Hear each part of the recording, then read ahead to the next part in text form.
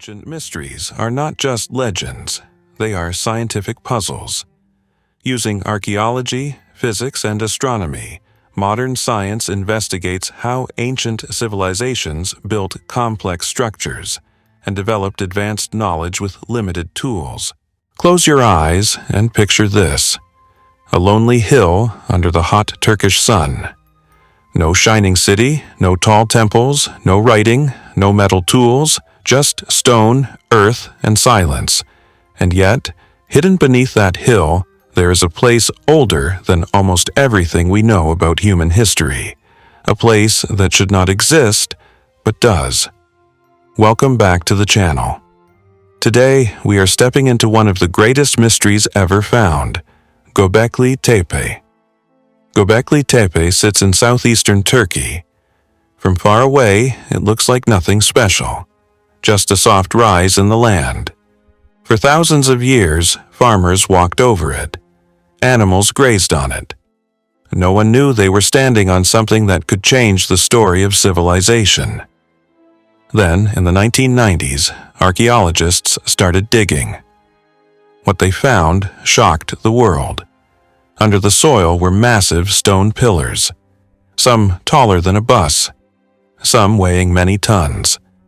And they were not random. They were placed in circles, carefully shaped, smooth, and carved with animals, snakes, foxes, boars, birds, insects.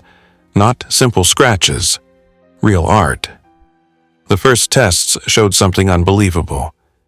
Göbekli Tepe is around 11,500 to 12,000 years old. That means it was built before farming, before pottery, before cities, before what we call civilization. And yet, here it was, a giant stone monument made by people who were supposed to be simple hunters. This is where the mystery begins.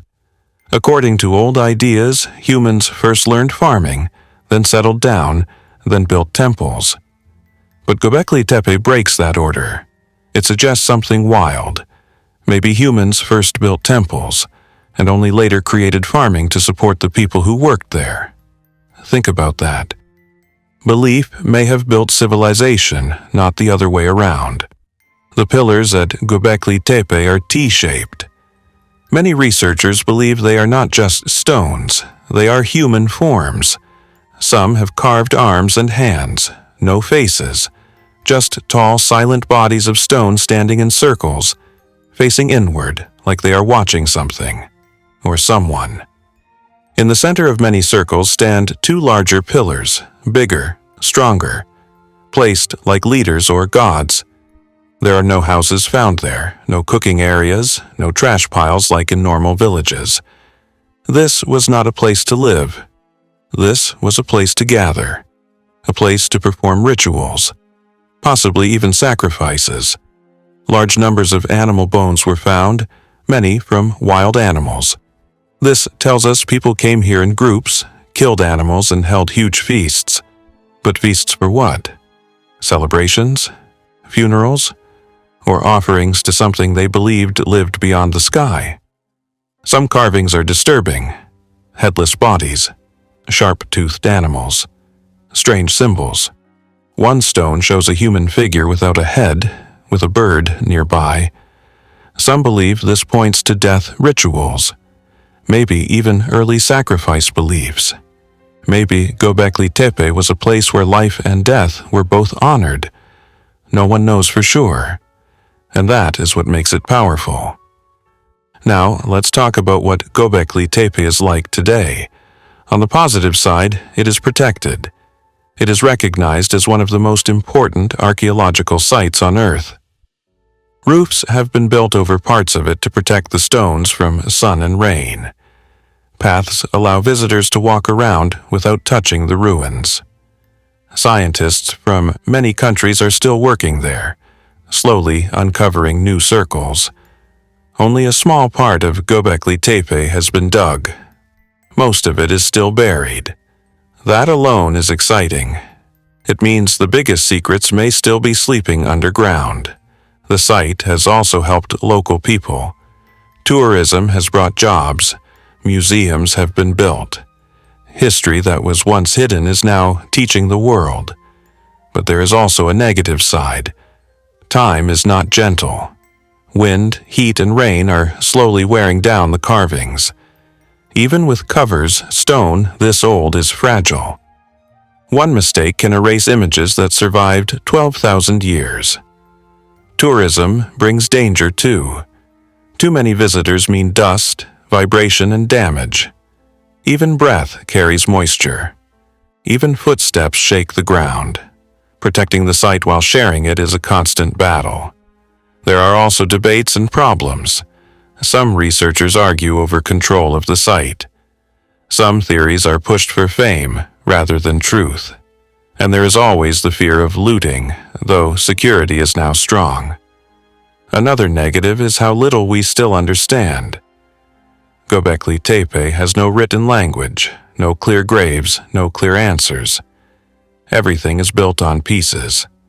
That leaves space for wrong ideas, fake stories, and wild claims. Mystery attracts truth, but it also attracts lies. So what is Göbekli Tepe right now?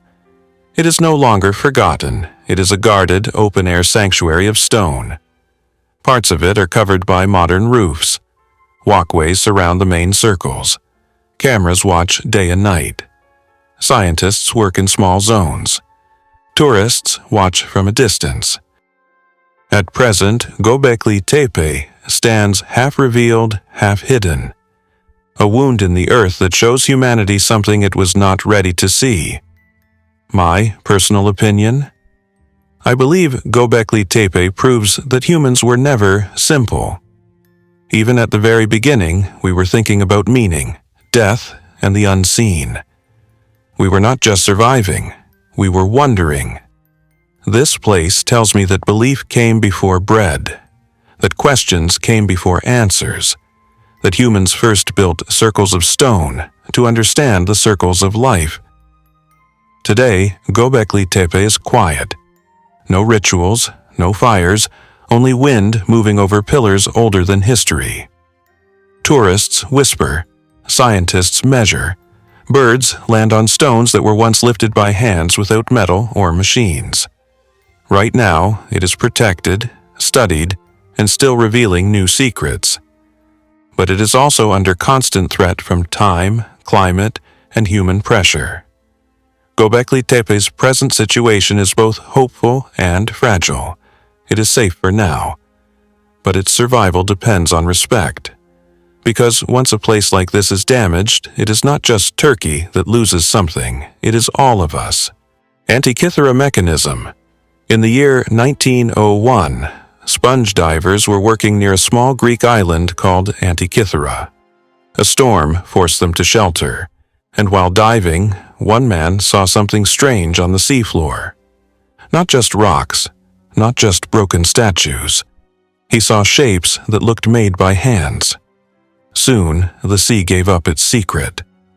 From a shipwreck about 2,000 years old, explorers pulled out bronze statues, glass jewelry, and one strange object that looked like a broken clock covered in corrosion. At first, no one cared much about it. It was put aside. It looked like junk. But then someone noticed gears. Gears that were cut with purpose. Gears inside wood that had long rotted away. When scientists cleaned it, they realized something shocking. Inside that corroded lump were dozens of tiny, interlocking bronze gears. Perfectly shaped, carefully arranged. This was not art, this was a machine. As studies continued, it became clear the Antikythera mechanism was not simple. It was able to track the movement of the sun, the moon, and possibly the planets. It could predict eclipses. It followed cycles of time that take decades to repeat. By turning a hand crank, ancient users could move forward or backward through celestial time. In simple words, it was an ancient computer. And it was built around 100 BCE. That means more than 2,000 years ago, someone created a device with a level of mechanical knowledge we did not believe existed until over 1,000 years later. This discovery shattered old ideas. we were taught that complex machines began in the Middle Ages.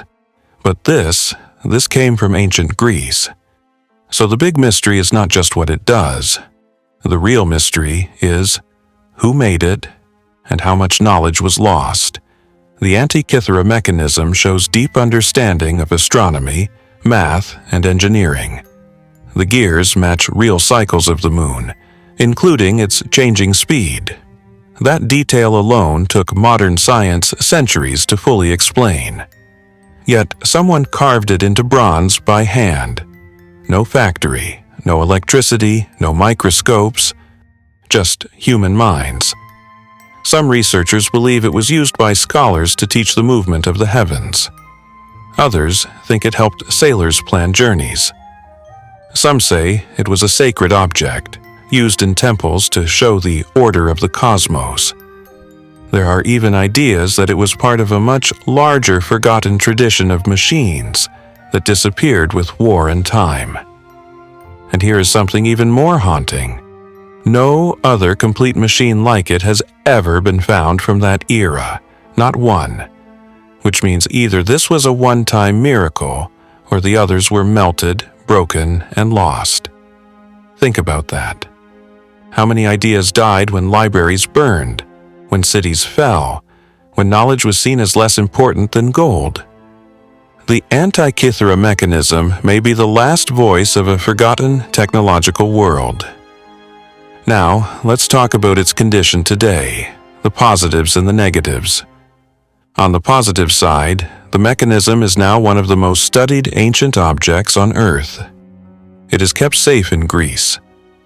Modern scanning has allowed scientists to look inside without breaking it. X-rays revealed hidden gears. Special imaging revealed ancient Greek text carved on its surface, like an instruction manual from the past. Thanks to this, we now know it could predict eclipses, track sports events like the ancient Olympic Games, and show long time cycles used in astronomy. Replicas have been built, and when they work beautifully, smooth, logical, powerful. This has changed history books. It has proven that ancient people were not only philosophers, they were engineers, designers, system builders. The mechanism has also inspired new generations, students, inventors, dreamers. It reminds us that human intelligence did not slowly rise in a straight line. It rose, fell, and rose again. But there is also a strong negative side. The original device is badly damaged. It was underwater for around 2,000 years. Salt, pressure, and time broke it into fragments. Many gears are missing forever. Wood parts are gone. We will never fully know its complete form. Another negative is that the shipwreck itself may still hold more pieces. But deep-sea exploration is slow, dangerous, and expensive. We may never recover everything. Some answers may remain buried. There is also the loss of context. We don't know who owned it. We don't know who used it. We don't know if it was common or unique. Without that story, the mechanism feels like a sentence torn from a book whose pages were burned. And there is a deeper negative. The Antikythera mechanism shows that advanced knowledge once existed and then vanished. That is not comforting. That means progress is not guaranteed. It can disappear. So, what is the Antikythera mechanism now? It is no longer a machine. It no longer turns. It no longer predicts. It rests behind glass, broken into dark green fragments. But in another way, it is more alive than ever. Every year, new studies bring new ideas. New virtual models rebuild what time destroyed. Right now, it exists in two forms: a silent original and living digital reconstructions. My personal opinion? I don't think the Antikythera mechanism is just an ancient tool. I think it is a warning. It warns us that human knowledge is fragile, that intelligence alone is not enough. It must be protected, shared, respected. This device survived a shipwreck centuries underwater and the fall of empires. Yet the world that built it did not survive in the same way. That tells me something powerful. We are not as different from the ancient people as we think. We look at stars, we search for patterns. We try to control time, we build machines to understand the universe. They did the same. The Antikythera mechanism is proof that the past still has the power to surprise us. Today, its present situation is both safe and sad. It is safely stored and protected in a museum in Greece. Climate-controlled, guarded, studied by experts. Replicas travel the world. Its story is now known, but the real machine remains incomplete, silent, scarred by the sea, and forever missing pieces of its soul. Right now, the Antikythera mechanism is no longer counting time. It is reminding us of time, of what we once knew, of what we lost, and of how easily even the greatest knowledge can sink into darkness. Pyramids of Giza. On the Giza Plateau in Egypt stand the Great Pyramid of Khufu, the Pyramid of Khafre, and the Pyramid of Menkaure. They are more than 4,500 years old. When they were built, mammoths had only recently disappeared. Stone tools were still common, and yet these structures rose with a level of accuracy that still challenges modern engineers. The Great Pyramid alone was once over 480 feet tall and made from about 2.3 million stone blocks. Some blocks weigh as much as elephants. They were cut, moved, lifted, and placed with such precision that even today, a blade cannot fit between some of the stones. And here is where the mystery deepens. We still do not fully know how they were built. There are ideas, ramps, levers, teams of workers, clever systems. But no single answer explains everything. How were blocks hauled from distant quarries? How were they lifted so high with no wheels, no cranes, no iron tools? How were the corners aligned so perfectly with the north, south, east, and west? The Great Pyramid is aligned to true north with incredible accuracy.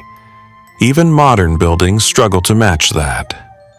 Inside the pyramids are narrow passages, hidden chambers, and empty spaces still being discovered. Some shafts point toward stars. Some chambers seem designed not for people, but for something symbolic. Energy, spirit, journey. The pyramids were built as tombs for pharaohs, but they were more than graves. To the ancient Egyptians, the pyramid was a machine for rebirth, a stairway to the sky, a way for the king's soul to rise and join the eternal stars. Texts speak of the pharaoh becoming light, becoming a god. The pyramid shape itself may represent the first hill rising from the waters of creation. In that sense, each pyramid was not just a monument, it was a model of the universe. Yet, when explorers entered the pyramids, they did not find mummies or treasure.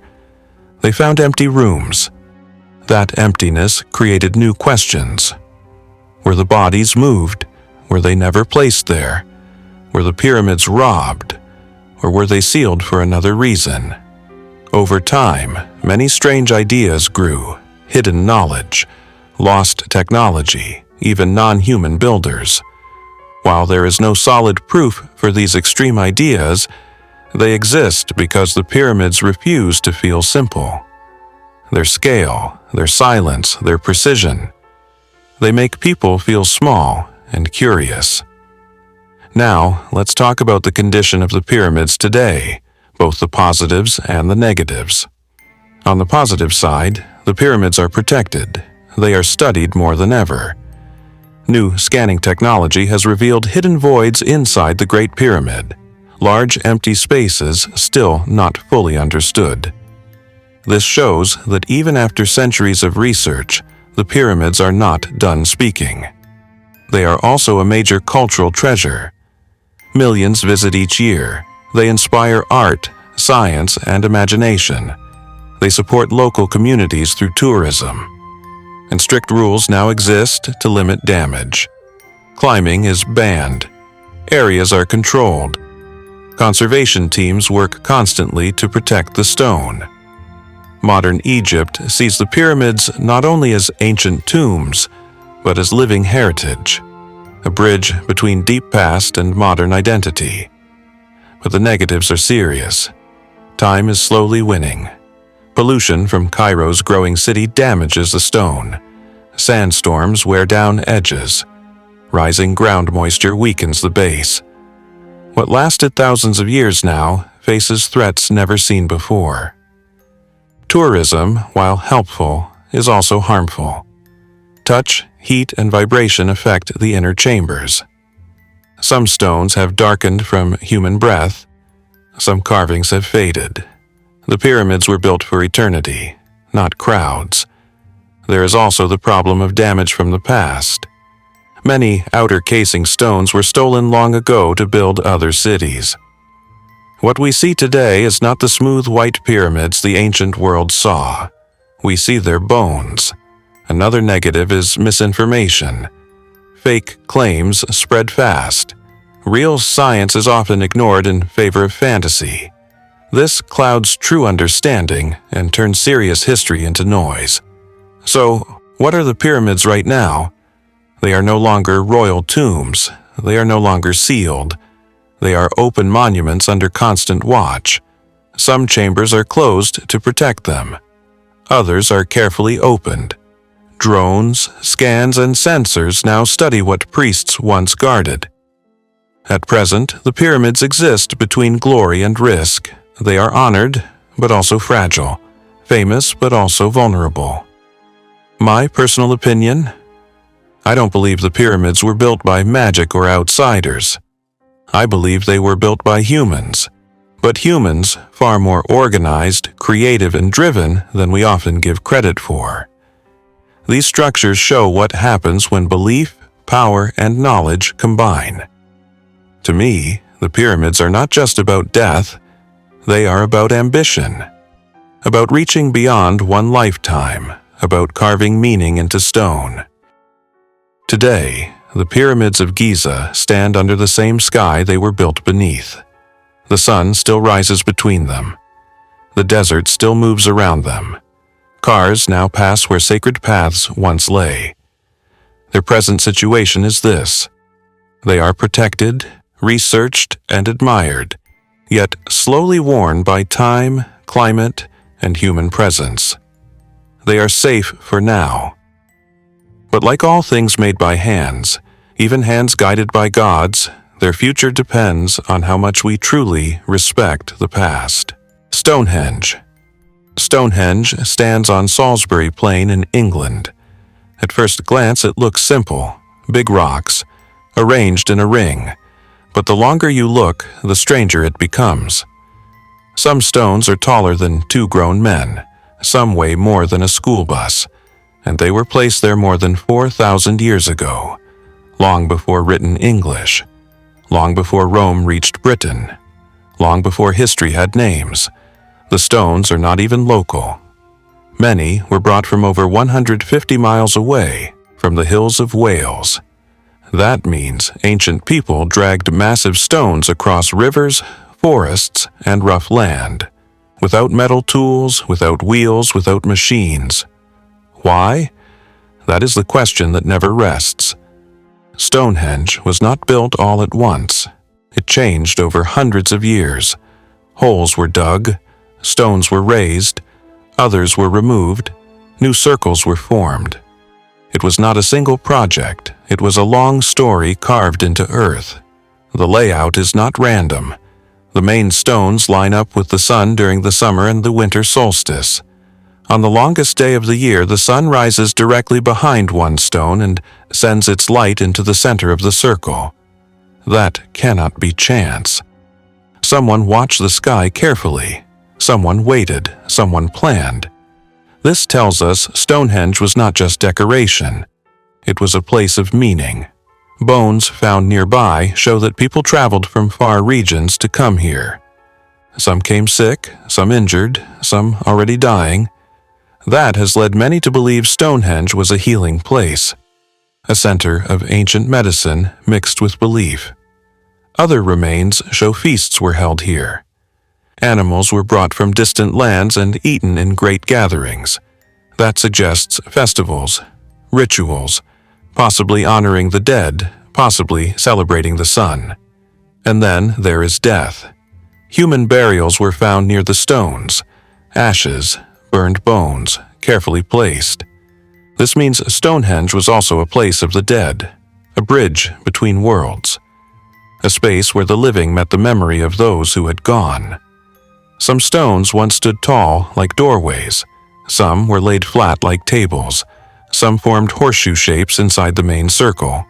Each shape hints at purpose, but no one can say exactly what that purpose was.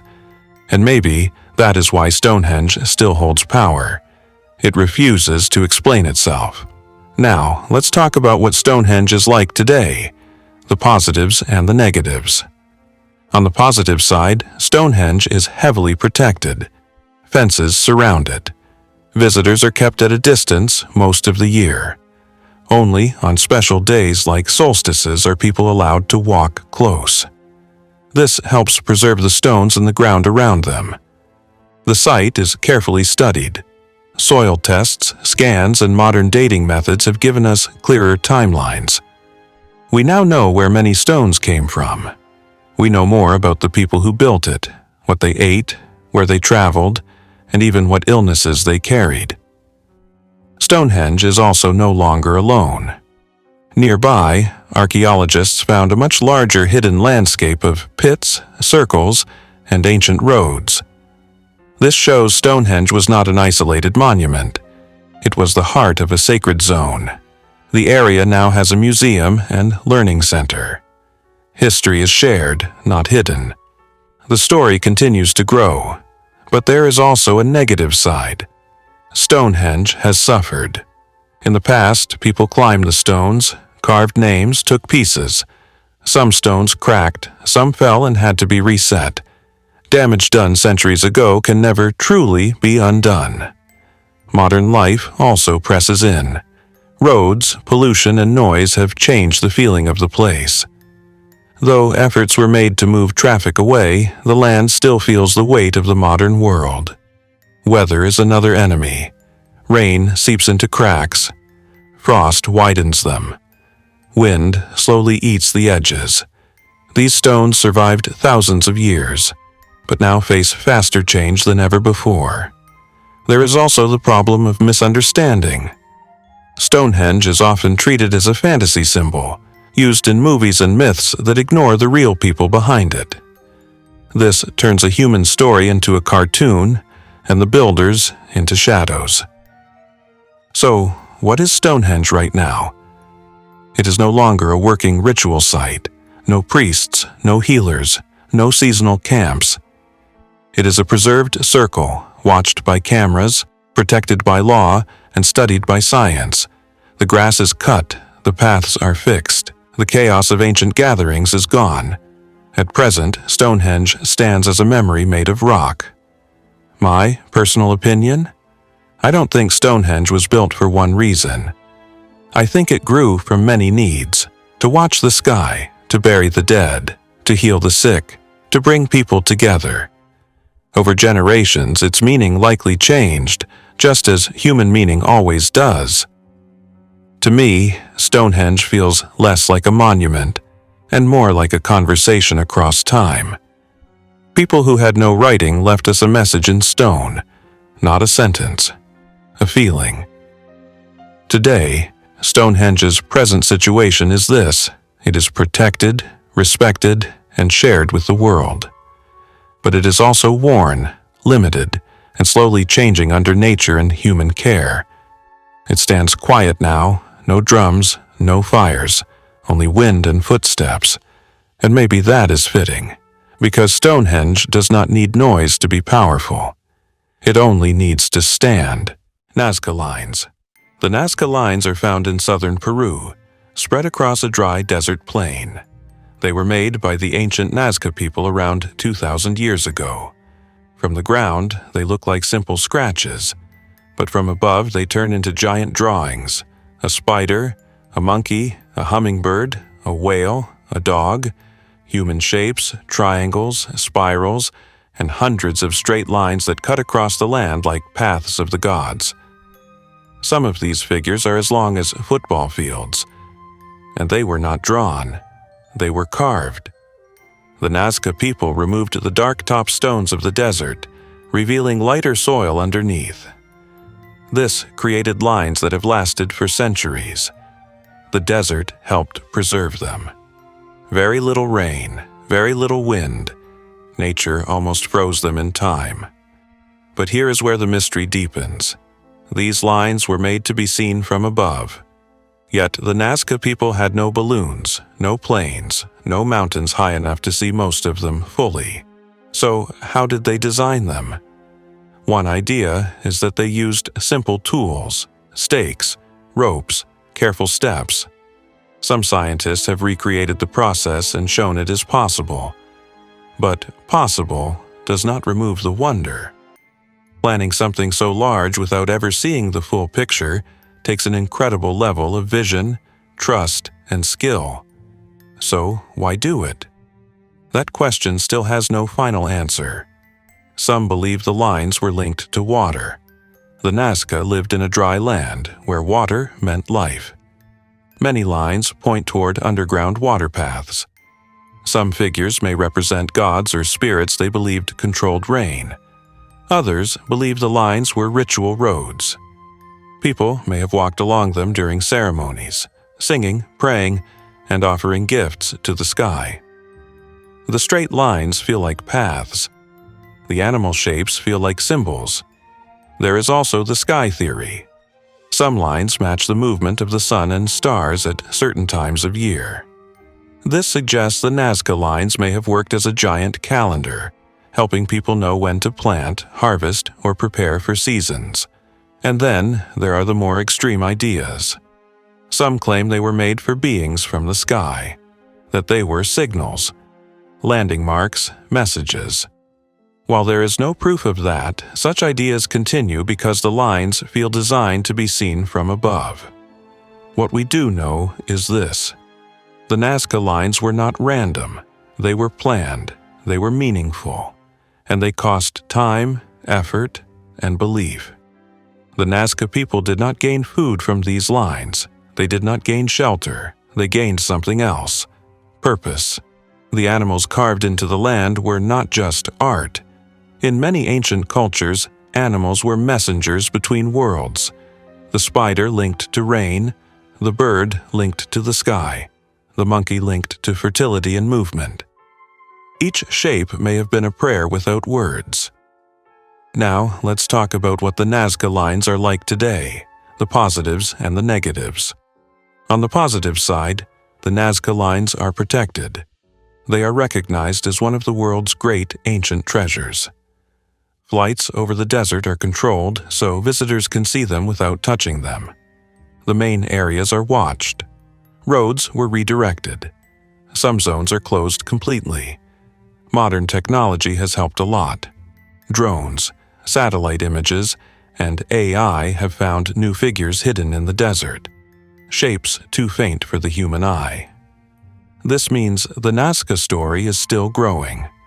New animals and symbols are still being discovered. The lines have also brought attention to the Nazca people themselves.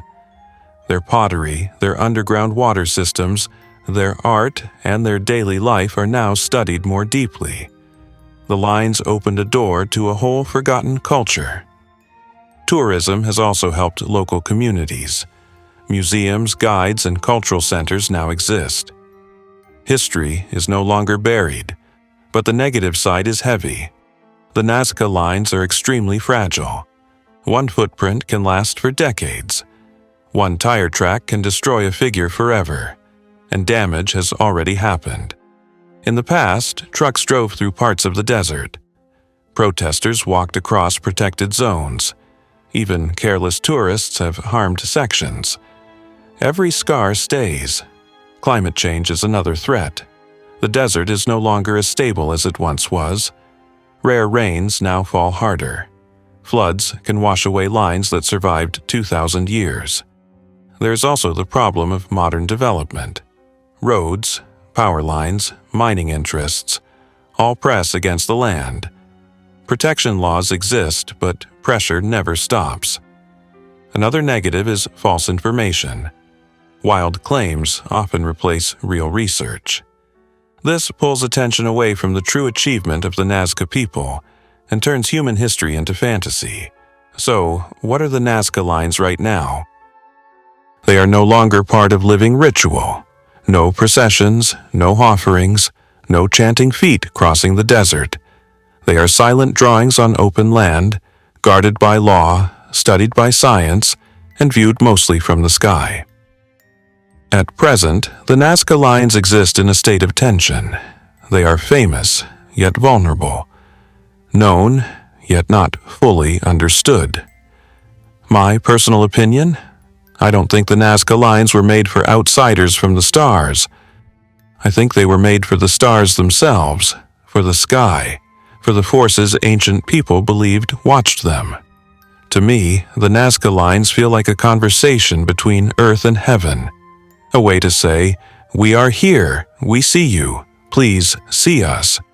They show that humans have always wanted to reach beyond their limits. Even without flight, they built something meant for the sky. That is powerful. Today, the Nazca lines stretch across the desert as they have for centuries. Planes circle above them. Scientists map them. Guards protect them. The sun still burns them into the land. Their present situation is this: they are protected, researched, and still revealing new shapes, but they are also threatened by climate, human movement, and time. Right now, the Nazca lines remain one of the world's largest messages without a clear reader, etched into the earth, facing the sky, waiting, as they always have, for someone to finally understand. Baghdad Battery. In the 1930s, near the modern city of Baghdad in Iraq, archaeologists were digging at an ancient site called Kujut Rebu. Among jars, tools, and broken objects, they found something strange. A small clay pot, about the size of your hand. Inside it was a copper cylinder. Inside that cylinder was an iron rod, and the mouth was sealed with bitumen, a natural tar-like substance. At first, it did not seem important. It looked like a storage jar. Maybe for scrolls, maybe for sacred objects. But one man, a museum researcher, looked closer, and he felt something was wrong. The parts were arranged too carefully, copper and iron together, sealed, isolated. When modern scientists recreated this object and poured simple liquids like vinegar or lemon juice inside, something unexpected happened. It produced electricity. A small amount, but real. Enough to light a tiny bulb. Enough to create a weak electric current. Enough to plate metal. That is where the name came from. The Baghdad Battery. If this object truly was used this way in ancient times, it means people living nearly 2,000 years ago may have discovered electricity long before we thought possible. And that is where the mystery explodes. History tells us that practical electricity begins in the modern age, with wires, with labs, with machines. But this small jar does not fit that story. It appears in a time of empires, swords, and scrolls. So, the big question becomes, what was it really used for? One strong idea is electroplating. This is a process where a thin layer of metal is placed onto another using electric current. Some ancient objects show very thin, even layers of gold on silver or bronze. So thin, they are hard to explain by hammering or heating alone. Could ancient craftsmen have used weak batteries to coat jewelry and statues? Some experiments say yes. Another idea is medical use. Ancient texts speak of healing shocks using electric fish. Some cultures knew that electricity could numb pain. Could this device have been used in small treatments, to shock, to stimulate, to heal? There is also a ritual theory, electricity would have seemed magical. Invisible force, sudden feeling, light without fire. That kind of effect fits well in temples, in ceremonies, in moments meant to inspire fear or belief. But here's the problem. No wires were found, no clear tools, no workshops, no written instructions. Only a few jars. That means we cannot say for sure this was a battery. Some historians argue it was just a scroll holder, or a container for sacred objects, or something entirely ordinary. Yet the design remains suspicious. Copper and iron do not belong together by accident, and sealing it makes even less sense unless something inside needed to stay separate. Another strange detail, more objects similar to it were later found. Not just one, that hints it was not unique, and if it was not unique, it may have been useful. Still, no ancient text clearly says, "We use jars to make power." So, the Baghdad battery stands in a fog between invention and imagination. Now, let's talk about its condition today, the positives and the negatives. On the positive side, the Baghdad battery changed how people think about ancient technology. It forced historians to admit something important. We may not know as much about the past as we think. It inspired serious experiments. Scientists built copies. They tested them. They proved that the design can create electricity. That alone makes it one of the most interesting small artifacts ever found. The object also brought attention to the advanced skills of ancient Mesopotamian cultures. These were not simple people. They built cities, systems, medicine, and complex crafts. The Baghdad battery fits into a world of quiet intelligence. It also opened doors for new study, new ways of looking at museum objects, new respect for forgotten engineers. But the negative side is heavy. The original artifact has suffered from time and conflict. Iraq has gone through war, looting, and destruction. Many ancient items were lost, stolen, or damaged. The Baghdad battery's safety and full condition have long been uncertain. Another negative is loss of context. The site where it was found was not fully preserved. We don't know exactly what room it came from. A workshop, a home, a temple. That missing story weakens every theory. There is also the negative of overuse. The Baghdad battery is often taken by extreme ideas and pushed into stories of lost super-civilizations or non-human teachers. This noise makes it harder for real research to be heard. And then there is the deepest negative. We may never know the truth. Without more objects, without clear writing, without full context, the Baghdad battery may always remain a question, not an answer. So, what is the Baghdad battery now? It is no longer a working object. No liquid, no current, no use. It exists as a symbol, a possibility, a challenge. In museums and books, it is shown as fragments of clay, copper, and iron. Quiet, still, but mentally loud. It forces every viewer to choose, was this genius or coincidence? At present, the Baghdad battery lives more in debate than in display. Replicas travel the world. Videos show it lighting bulbs, but the true ancient piece remains part of a fragile and troubled heritage. My personal opinion? I don't believe the Baghdad battery was made to power cities or light streets, but I do believe it may have been used for something electrical, something small, something practical or symbolic. To me, it shows that discovery does not always move forward in a straight line. Humans may find something, use it, then lose it. Knowledge is not permanent. The Baghdad battery feels like a whisper from a path not taken. A reminder that ancient people were not only dreamers of gods, but also testers of nature. They mixed materials, they observed reactions, they noticed effects. That is science. Today, the present situation of the Baghdad battery is uncertain but important.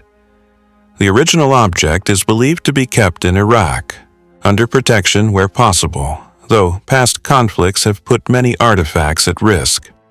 What survives is carefully studied, photographed, and replicated. Right now, the Baghdad battery is not producing electricity. It is producing questions. And sometimes, questions are more powerful than answers.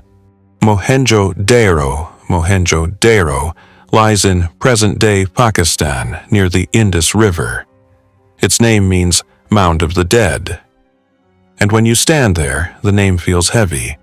Because this was not a village, this was a planned city, built around 4,500 years ago, at the same time the pyramids were rising in Egypt. But unlike many ancient cities, Mohenjo-Daro does not shout power. It whispers order. The streets were laid out in straight lines. Blocks were carefully divided. Houses were built from baked bricks of the same size. Almost every home had a bathroom. Many had private wells. And the city had one of the world's first known covered drainage systems. Think about that. While much of the ancient world threw waste into open streets, Mohenjo-Daro hid it underground. Clean water flowed in. Dirty water flowed out. This required planning, cooperation, and strong civic control. At the center of the city was the Great Bath, a large, sunken pool made of brick and sealed with natural tar. It was not for washing clothes, it was built with steps, changing rooms, and careful water control.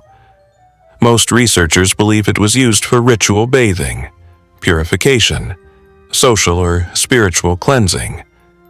Water was not just practical here, it was sacred. Mohenjo-Daro also had large storehouses, meeting halls, and raised platforms. But here is something strange. There are no grand tombs, no royal palaces, no clear temples, no massive statues of kings. This suggests something rare. Power may not have been focused in one person. Mohenjo-Daro may have been ruled by councils, not crowns, by systems, not thrones. And then there is the writing.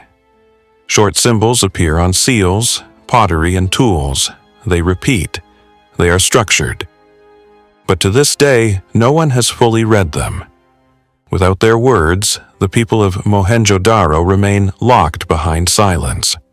We don't know their names, their laws, their prayers, their fears. We only see what they built, and what they built shows skill, balance, and calm design. So where is the mystery? The mystery is not how Mohenjo-Daro lived. The mystery is how it died. Around 1900 BCE, the city was slowly abandoned. No clear signs of massive war. No burned layers across the whole city. No dramatic final moment. People simply left. Some bodies were found in streets, some in houses, but not in numbers that explain a full collapse. One idea is climate change. The Indus River may have shifted. Floods may have become worse. Crops may have failed. A city built on balance may have lost its base. Another idea is disease. Dense populations can fall quickly to illness, but without writing, this is only guesswork. Older theories spoke of invasion, but strong proof is missing. What is clear is this: a powerful urban system faded, and its people disappeared into history. Now, let's talk about Mohenjo-Daro today, the positives and the negatives. On the positive side, Mohenjo-Daro is one of the greatest archaeological treasures in the world. It showed that South Asia had advanced cities at the same time as Egypt and Mesopotamia. It corrected history. The site is protected, it is studied, and it has changed what we know about early urban life. Schools teach it. Researchers from many countries visit it. Its layout is still used as an example of early city planning. The ruins also help local identity. They show deep roots of organization, hygiene, and design. But the negatives are serious. Mohenjo-Daro is dying. The baked bricks that once resisted floods are now crumbling under sun and salt. Groundwater rises and brings salt into the walls. The bricks turn to powder. Whole sections collapse. Climate makes it worse. Extreme heat, rare but heavy rains, wind. The city that survived thousands of years now struggles to survive decades. Tourism also brings damage. Footsteps wear paths, touch breaks edges. Even careful walking slowly harms fragile remains. There is also a lack of full protection. Money is limited. The area is large. Constant care is hard. And every year, parts of Mohenjo-Daro are lost forever. Another negative is what we still do not know. The script is unread. The religion is unclear. The leadership is unknown. Without their voice, their story is always incomplete. So what is Mohenjo-Daro right now? It is no longer a city. No children playing. No water running through drains. No bath filled with ritual.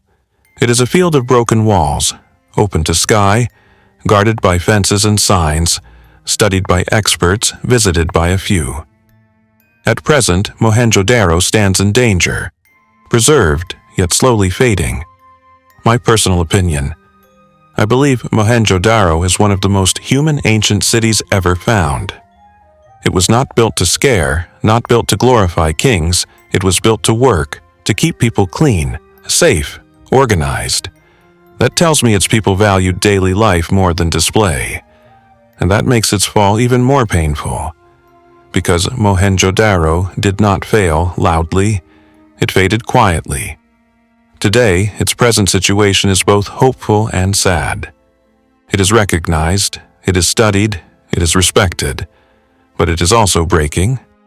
Right now, Mohenjo-Daro is not only an ancient mystery, it is a rescue mission. If care continues, its story may live. If not, the mound of the dead may truly become only dust, and with it, the memory of one of humanity's earliest great cities may finally fall silent. The Vimanas. The word Vimana appears in very old Indian texts, especially in epics like the Ramayana and the Mahabharata. In these stories, Vimanas are described as vehicles that can fly. Some move across the sky, some travel between worlds, some even go underwater. They are not described like simple chariots. They are described like machines. Some Vimanas are said to shine like the sun. Some make loud sounds. Some rise straight into the sky. Some change direction suddenly. Some carry many people. Some are small. Some are huge, like floating cities. In the Ramayana, a flying vehicle called the Pushpaka Vimana carries King Rama across long distances in a short time. It is said to move wherever the mind directs it. In the Mahabharata, there are scenes of aerial battles, weapons of light, and flying craft moving in groups. These are not short mentions. They are detailed, repeated, and sometimes very specific. This is where the mystery begins. Were these only poetic stories, or were they memories of something real? Some ancient Sanskrit texts go even further. They describe materials, shapes, and even parts of Vimanas. One later text speaks about metals, mirrors, and energy sources. It talks about pilots, controls, and dangers of flying too high. Now, this does not mean these machines truly existed, but it does mean ancient people were thinking deeply about flight, long before modern science, and that alone is powerful. Because for a culture to imagine flying machines in such detail, they must have been watching the sky, studying movement, and dreaming far beyond daily life. But there is another side to this. Some people believe Vimanas were real advanced craft. They say ancient India had lost technology. They point to descriptions of sudden bright weapons, cities destroyed, and sickness after great wars. They see these as signs of powerful machines. Others strongly disagree. They say the texts are symbolic, that Vimanas represent divine power, not human invention, that ancient writers used flying vehicles to show status, gods, and inner journeys. And here is the truth. No physical Vimana has ever been found. No clear parts, no engines, no ruins of flying machines, only words. so the mystery lives in language. But language is not weak. These texts were carefully kept for thousands of years, passed by memory, then written, respected, protected. That means Vimanas were not random fantasy. They were part of serious tradition. What makes this more interesting is that ancient India was already advanced in many ways.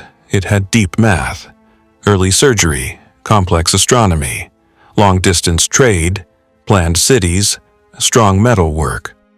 So the idea that people there imagined flight is not surprising. The question is not, did they dream?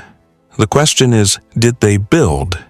Right now, there is no solid proof they did, but the stories refuse to fade. Now, let's talk about the condition of this mystery today, the positives and the negatives.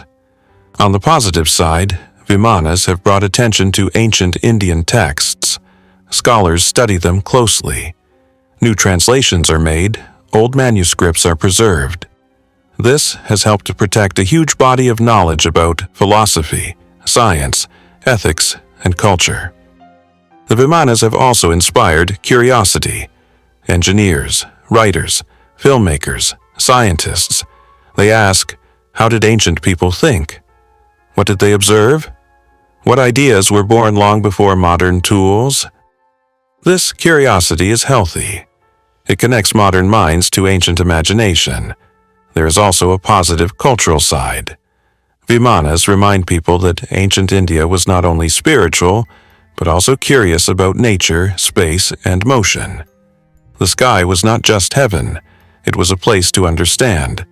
But the negative side is strong. Vimanas are often used wrongly. Extreme claims are made without proof. Old verses are stretched into modern words like aircraft, engine, and nuclear. This creates noise, not knowledge. Another negative is fake research. Some texts often quoted are much later creations, not truly ancient. They are sometimes presented as very old to support dramatic stories. This confuses people and damages real history. There is also disappointment. Many want Vimanas to be real machines. When science does not support that, they feel something is being hidden. This turns mystery into conflict. And then there is the deepest negative. We may never know exactly what ancient writers meant. Without physical evidence, Vimanas will always float between symbol and machine. So what are Vimanas right now? They are not objects, they are not ruins, they are not machines in a museum. They are ideas. They live in verses, in chants, in palm leaf manuscripts, in temples, in libraries, in debates. They are studied by scholars of language and history. They are questioned by scientists. They are celebrated by storytellers. At present, Vimanas exist in the space between imagination and memory. My personal opinion? I do not believe ancient India had flying machines like modern aircraft. There is no strong proof, and proof matters. But I also do not believe Vimanas were simple fantasy. To me, they feel like a mix of deep sky observation, a mix of symbolic storytelling, a mix of early engineering thought, and a mix of human longing to rise above limits. Ancient people watched birds, they watched stars. They saw the sun move with perfect order. They dreamed of joining that world. Vimanas may be the shape those dreams took. And sometimes dreams come before reality. Flight was once only a story too, until it wasn't. Today, the present situation of Vimanas is this. They are preserved in ancient texts. They are being translated and restudied. They are discussed in universities and online spaces. They inspire art, debate, and questions. But they are also misunderstood, misused, and often pulled into extreme stories that ignore careful study. Right now, Vimanas are not rising into the sky, they are rising in conversation. They stand as one of humanity's oldest visions of flight, not made of metal, but made of words. And sometimes, words are where every invention first begins. Sakse Huaman. Sacsayhuaman was built by the Inca, on a hill overlooking their capital. From above, the site looks like the head of a giant animal guarding the city. From the ground, it feels like a fortress made by something stronger than humans. The walls are its most shocking feature. Huge limestone blocks, some weighing more than 100 tons, cut into strange, many-sided shapes and fitted together like a perfect puzzle. No cement, no metal fasteners, just stone against stone. And they have stood through centuries of earthquakes. Modern buildings in the region have fallen. Sacsayhuaman is still standing. The Inca did not use iron tools. They did not use wheels. They did not have written language in the way we do. And yet, they shaped stone with such control that curves, corners, and angles meet with smooth precision. Some blocks have 10, 12, even 14 sides, each one unique, each one locked in place. This kind of building is not only about strength, it is about deep understanding of stone, pressure, and movement. So, how did they do it? They quarried stone from miles away. They shaped it using harder stones. They moved it with ropes, ramps, and human power. That much we know. What we do not know is how they lifted and placed them so perfectly, how they tested each block, how they carved curves that matched neighboring stones exactly, how they organized thousands of workers without modern tools. Some blocks show marks of grinding, not cutting. This suggests long, slow shaping, stone against stone, day after day, year after year. Time was their machine. But even with this, many details remain unclear. Some stones are so massive and high that placing them seems nearly impossible without cranes. Yet there are none. This has opened the door to many theories, lost techniques, secret knowledge, wooden lifting frames, earthen ramps, even water-softening myths. No single answer fully explains everything. Sacsayhuaman was more than walls. It had towers, storage areas, and open spaces. Spanish chroniclers wrote that it was both a ceremonial center and a military stronghold. During festivals, thousands gathered here. During war, it became a final shield for Cusco. It was not just stone, it was power. And when the Spanish arrived, they understood that power. They tore much of it down. The smaller stones were taken to build colonial churches and homes in Cusco. The great blocks were too heavy to move, so they were left. That is why what remains looks like the frame of something much bigger. Now, let's talk about Sacsayhuaman today, the positives and the negatives. On the positive side, the site is protected and recognized as one of the great achievements of human engineering. It is carefully studied, measured, mapped, and respected as a symbol of Inca skill. Tourists walk its paths. Guides explain its history. Local people still hold festivals there, including the famous Inti Raymi celebration, honoring the sun. In this way, Sacsayhuaman is not only ruins, it is living heritage. The walls also teach modern engineers. Their earthquake resistance is studied. Their interlocking design shows a level of planning that still inspires architecture. But the negatives are real. Time and weather slowly wear the stone. Rain enters tiny cracks. Sun heats the surface. Cold nights stress the rock. Even stone moves. Tourism brings pressure. Thousands of feet wear the ground. Touching weakens edges. Some stones have shifted. Some areas are closed to prevent further damage. There is also loss. A large part of Sacsayhuaman is already gone. What the Spanish removed will never return. We only see the skeleton of a once greater whole. Another negative is misunderstanding. Extreme stories often replace respect. Claims of non-human builders distract from the real achievement of the Inca people, whose skill alone deserves awe. So what is Sacsayhuaman right now? It is no longer a fortress, no longer a ceremonial capital. It is an open-air monument, guarded, fenced, studied, and visited. Some areas are repaired, some are left untouched to preserve original condition. At present, Sacsayhuaman stands strong, but not invincible. My personal opinion: I believe Sacsayhuaman is one of the strongest proofs of what organized human effort can achieve. Not machines, not magic, but patience, planning, and shared purpose. The walls feel alive because they were shaped by hands that understood stone like a language. This place does not make me think of lost super technology. It makes me think of lost discipline, lost time, lost unity. Today, Sacsayhuaman overlooks Cusco as it always has. Clouds still pass over it. Llamas still graze nearby. Festivals still echo where warriors once stood. Its present situation is this: it is protected, celebrated, and still solid after centuries. But it is also incomplete, weathered, and slowly changing. Right now, Sacsayhuaman is both a survivor and a warning.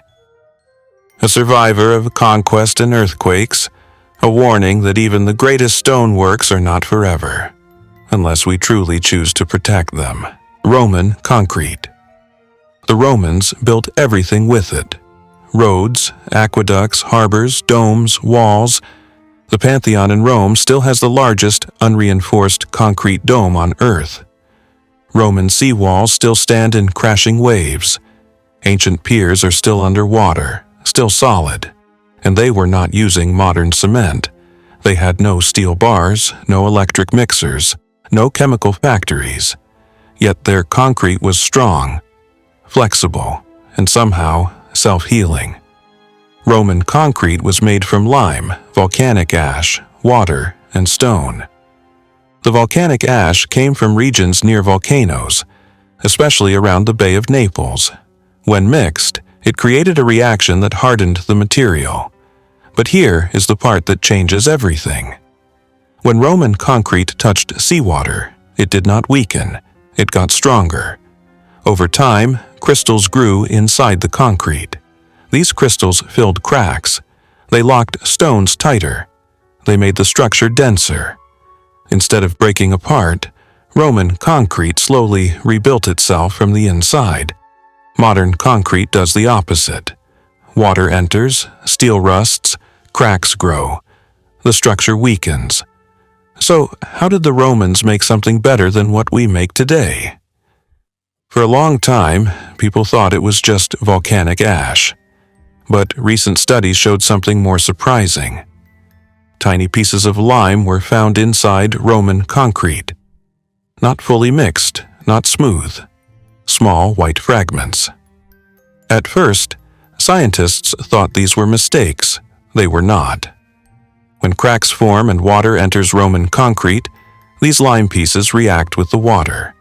They release material that fills the crack. The concrete heals itself.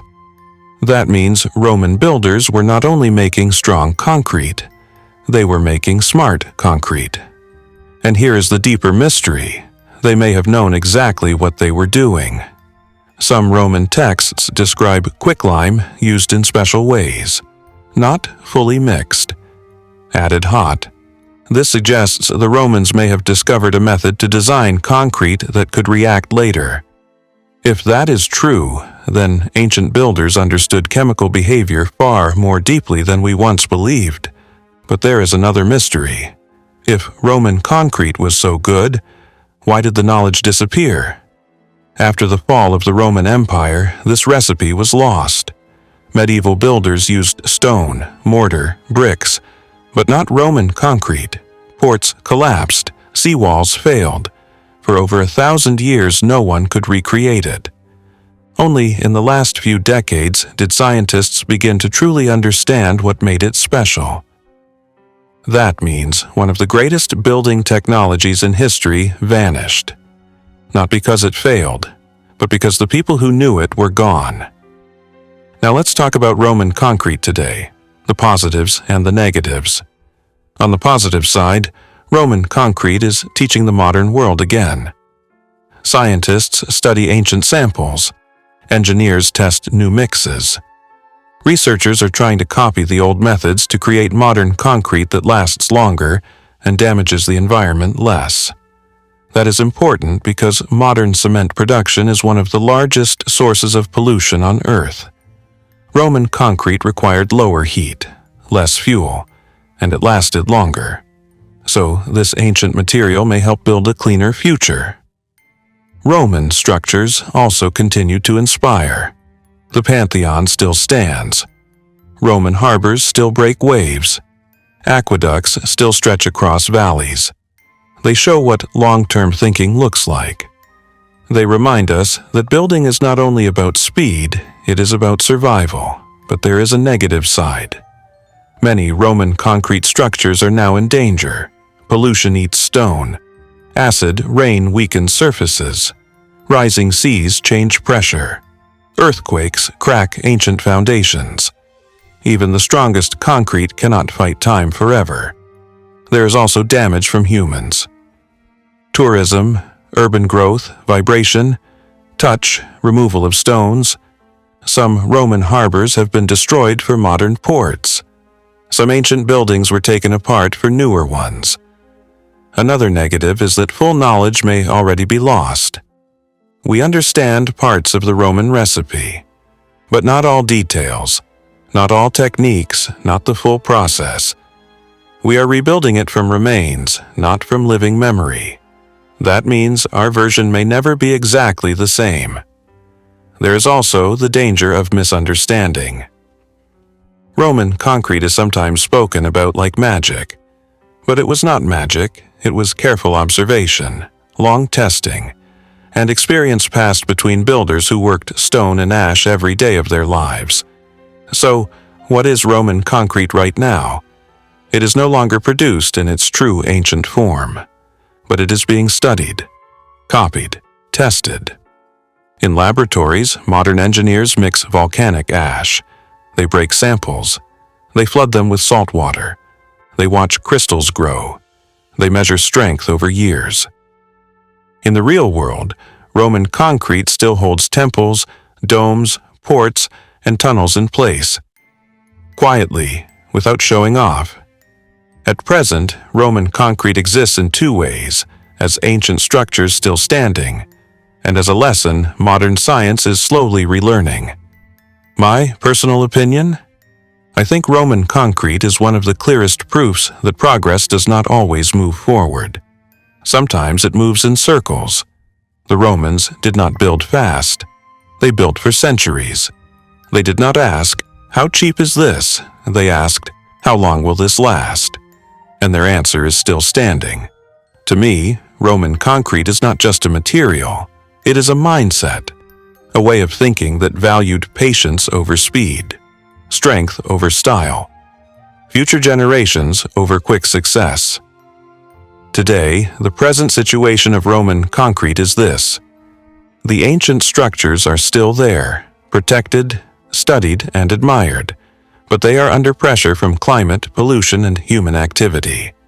At the same time, modern science is finally close to bringing Roman concrete back into use, in new forms inspired by old wisdom. Right now, Roman concrete is not only holding up ruins, it is holding up a mirror, showing us that sometimes the strongest future is hidden in the deepest past.